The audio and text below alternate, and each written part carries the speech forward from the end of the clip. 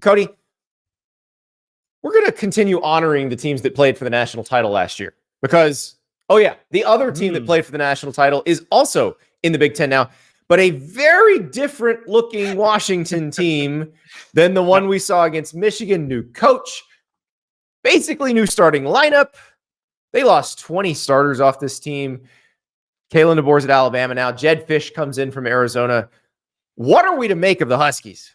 Yeah, it's a big oof when you look at who returns from that starting lineup, man. I mean, you lose them on both sides of the ball too, right? And not just to the draft, but the portal got you a little bit. You know, you lose big game changers on both sides. Jabbar Muhammad leaves to go to Oregon at corner. Parker Brailsford goes to Alabama. I mean, offensively, they bring in Will Rogers, who's got a ton of experience. Jedd Fisch also brings his guy over, and Damon Williams, the 2024 quarterback that's signed with Arizona out of high school. He brings him over.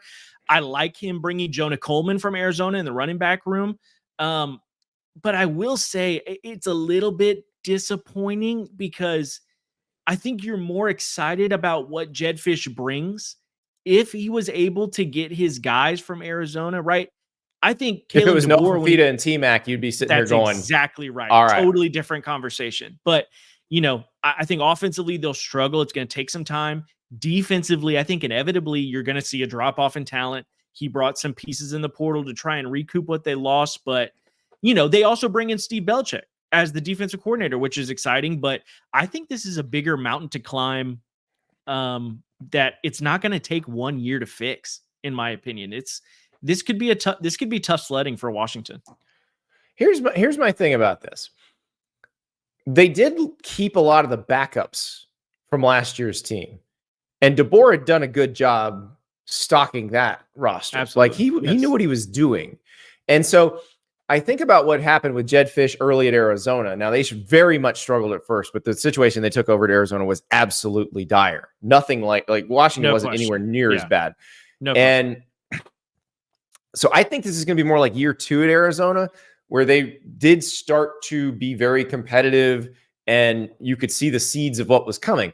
So the question is, against this schedule, what does that look like? And look, they don't have to play Ohio State, but they do have to play Michigan and Oregon. Right. They do have to go to Penn State. So I don't think you look at them as contenders for the Big Ten title right off the bat, but the ceiling, I got them at 9-3 because I have some faith in Jedd Fisch. I don't know what the quarterback situation is going to be. I'm assuming it's Will Rogers, but I've been told, watch out for Damon Williams. He can play now. Yeah. He fits more of what he's had at Arizona. Like him and Noah Fafita are very similar types of players. I think Will Rogers maybe gives them a safer option at quarterback. He's a guy that's played a bajillion games.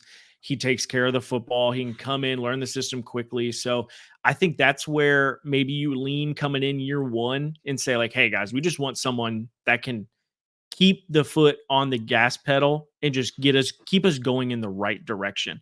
The thing that I think actually works in their favor the most looking at this schedule, their first 5 games of the year are extremely winnable. Mm-hmm. Like that is a team that can go 5-0 going and hosting Michigan in week 6. So I think if they're able to do that, I agree. I think the ceiling could be 9-3. If they struggle in those first 5 games and they can't seem to find their footing going into Michigan, I think this is a team that might sniff 500, maybe 6-6. Yeah, I had 5-7 as the floor just in case it's very bad or there's the chemistry's bad. Because again, you just don't know when you're putting this much new on the field. But I would imagine it's on the higher end of this thing because I give Jedd Fisch the benefit of the doubt. Because look, nothing's going to be worse than what he took over at Arizona. Nothing. That was completely agree. That was as dire as it gets. So yeah, it's tough sledding over there. Thank you so much for watching. Just a reminder, subscribe to this channel right here so you never miss an episode of Andy Staples on 3. And oh, by the way, watch all the other great videos on the On3 Sports YouTube channel.